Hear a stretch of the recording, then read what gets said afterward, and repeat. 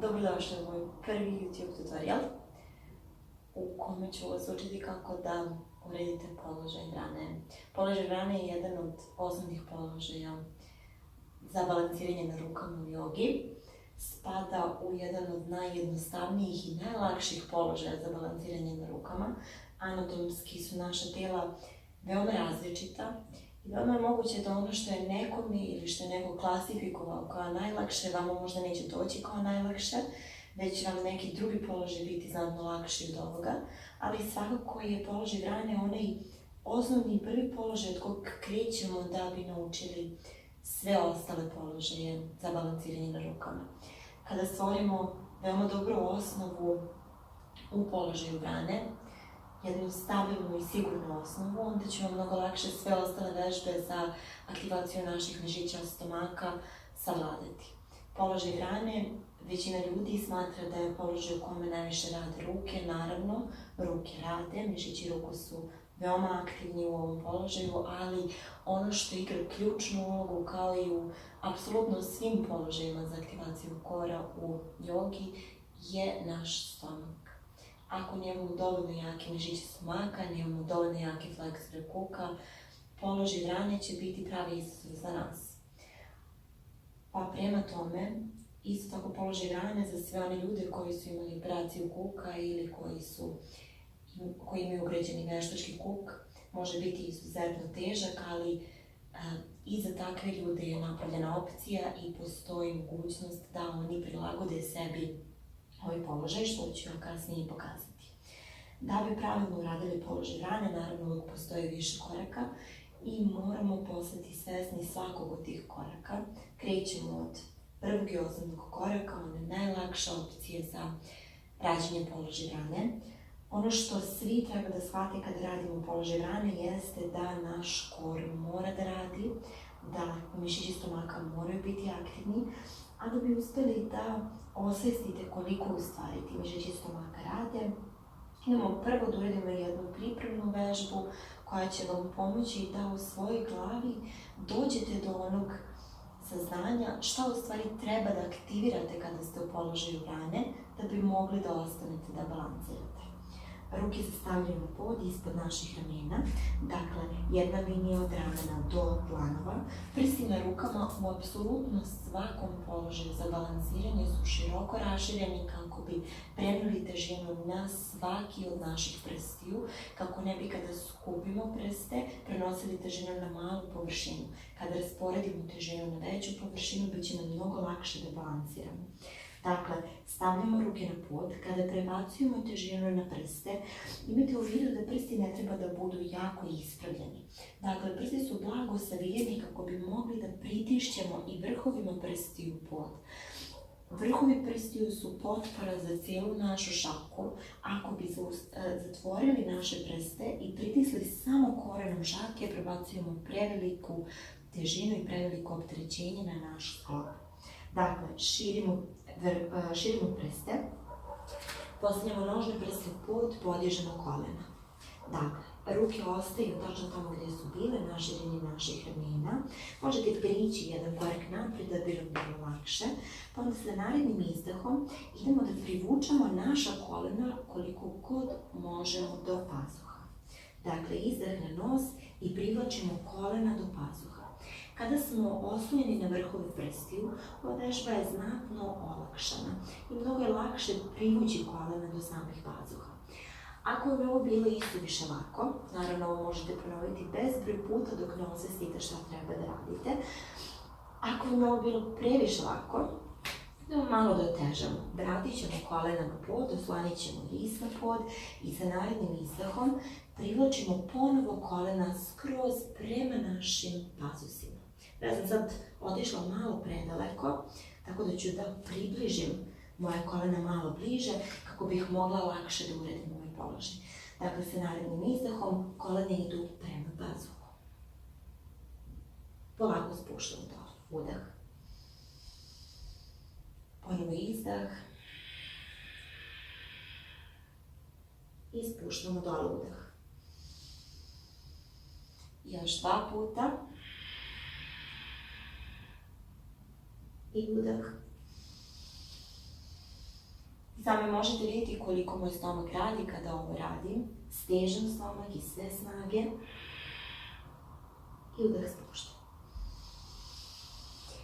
Kad smo sigurni da smo ovo dobro radili, idemo ponovno da se vratimo na naše nožne prste.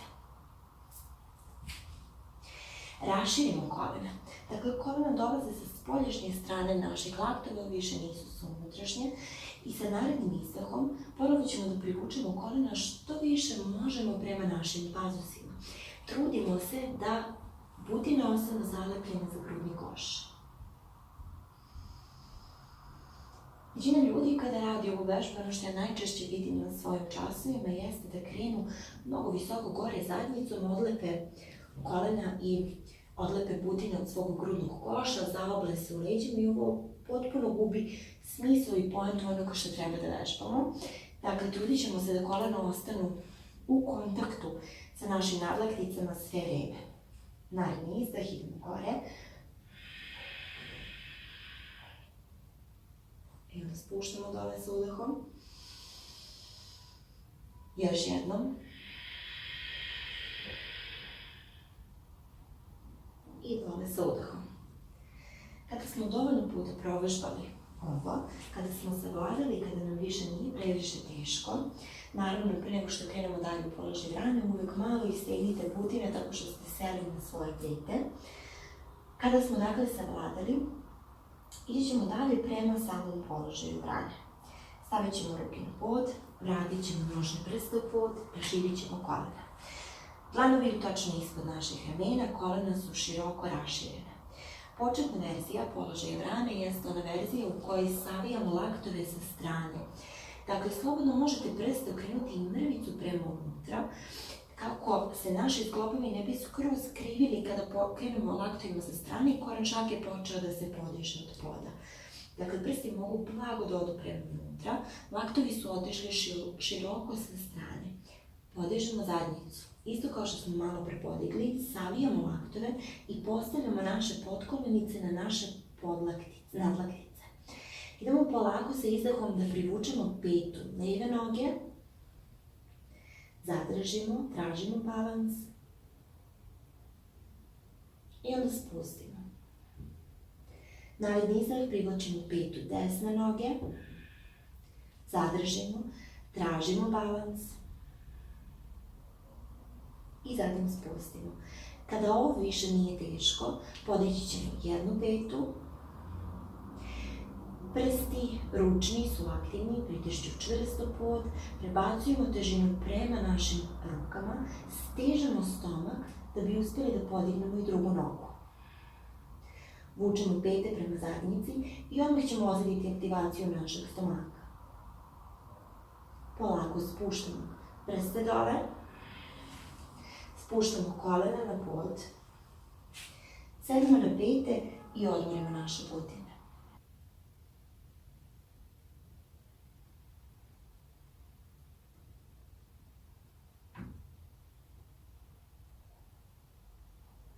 Kada smo spremni da idemo dalje, ovo što sam malo pre pokazala je da ovaj prvi nivo uspeli da savladamo, krenut ćemo prema nivou u kome malo više treba da aktiviramo naš kori stomaka, ali također malo više treba da aktiviramo i naše mišiće ruku. Stavljamo dlanove na pod, podižemo nožne prste u pod, podižemo kolena od poda. Dlanovi ostaju ispod naših ramena, prsti široko rašireni, raširimo kolena. Dakle, ponovo će kolena doći sa spoljašnje strane, sa tim što ovaj put nećemo dozvoliti da se naši laktovi šire u stranu, već ako budemo trebali da savijamo laktove, savijat ćemo ih unazad. Ću sada pomerim ruke da bi mogli da vidite. Dakle, kada odemo rukama napred, laktovi neće ići u stranu kao malo pre, već će ići unazad. Savijamo ih unazad. Dakle, dlanovi ponovo ispod naših ramena, podižemo sa izdahom kolena prema našim pazusima i nameštamo čvrsto koleno u naš pazuh. Malo pre smo vežbali ovo i trebalo bi već da ste savladali ako ste prešli na ovaj nivo. Kolena se ne odvajaju ni u jednom trenutku od naših nadlaktica ili od naših pazuha. Dakle, kolena čvrsto zalepljena za nadlaktice ili za pazuh, laktovi se savijaju unazad. kao što sam malo pokazala, kreću unazad. Kada laktovi krenu nazad, naše tijelo kreće napred, prebacujemo težinu na vrhove prstiju i podižemo jednu, možda i drugu nogu.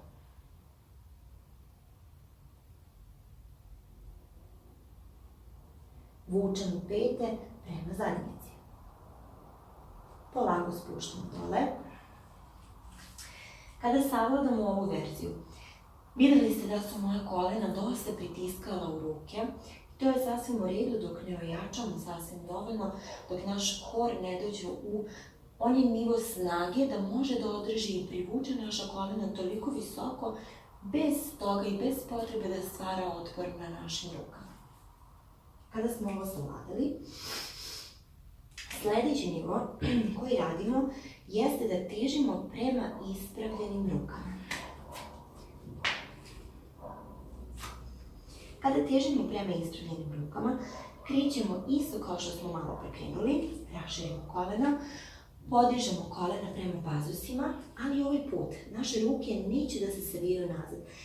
Savijanje koje pravimo može biti minimalno. Krećemo napred i podižemo stopalo od poda.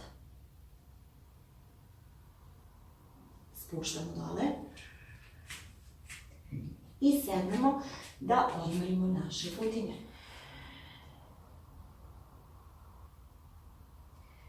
Poslednji nivo koji sam danas primila da vam pokažem jeste nivo za one ljude koji imaju probleme sa fleksorima kuka, koji ne mogu fizički da privuku previše kolena prema grudima, jer ukoliko ne možemo da se sklupčamo i zagrnemo svoja kolena ili da možda je u redu čak i iz ovog položaja to da uradimo, ali sedeći da privučemo kolena što bliže našim grudima, onda je nemoguće uraditi položaj rane ovako kako sam ja sada pokazala.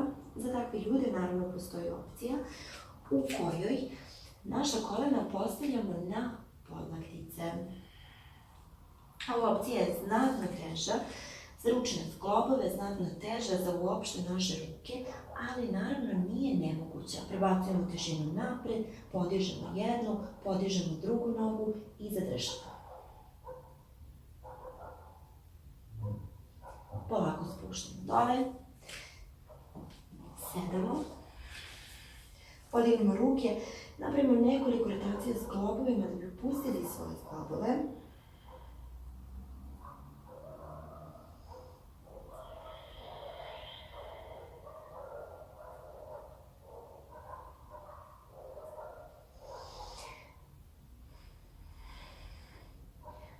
Ukoliko imate bilo kakva pitanja vezano za položaj rane, slobodno ih postavite u komentar ispod. Također, ako imate bilo kakav komentar vezano za to da možda način na koji sam objasnila nije dovoljno jasan ili nije primjeren za vrstu joge koju vi vežbate ili držite, također slobodno stavite komentare i onda ćemo zajedno prediskutovati o njima. Ako imate želju da prođemo kroz neki poseban položaj zajedno, također slobodno napišite. Vidimo se u sljedećem videu.